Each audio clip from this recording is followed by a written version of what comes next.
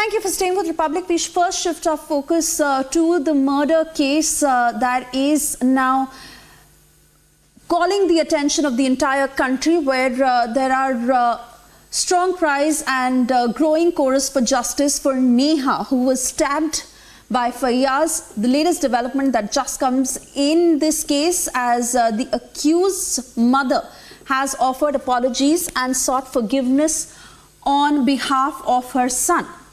Her reaction that will play out shortly, but the mother of the accused, Fayaz, who has now been nabbed by the cops, is seeking forgiveness from the girl's parents. This as there have been growing protests across Karnataka by ABVP, where they seek justice for Neha, who was brutally stabbed by Fayaz.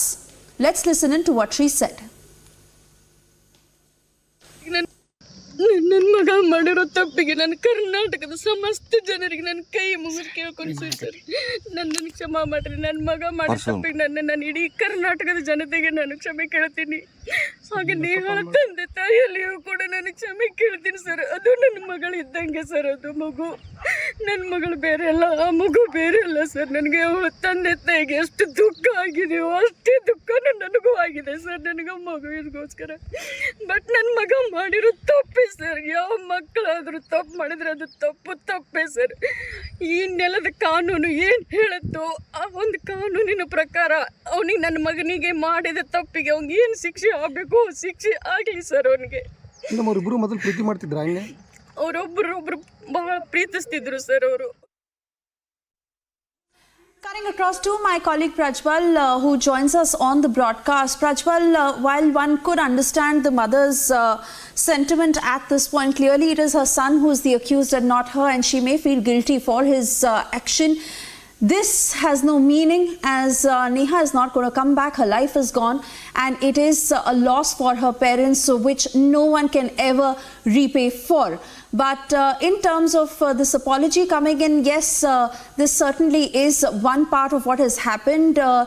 Also give us details of the investigation and the politics that is also playing out. Insensitive remarks by the top leadership of the Karnataka government, and the kind of flack that the Chief Minister and the Home Minister of Karnataka have had to face. Suyesha, first and foremost, yes, an innocent life has been lost, and this is something which nobody can go ahead and bring back Neha. But at the same point of time in the investigation, there is also contradicting statements which is coming in from the parents of Neha as well as Fayaz too. Because remember that Fayaz's father earlier had also stated that both Neha as well as Fayaz were in a relationship too, and there were some sort of reels on social media.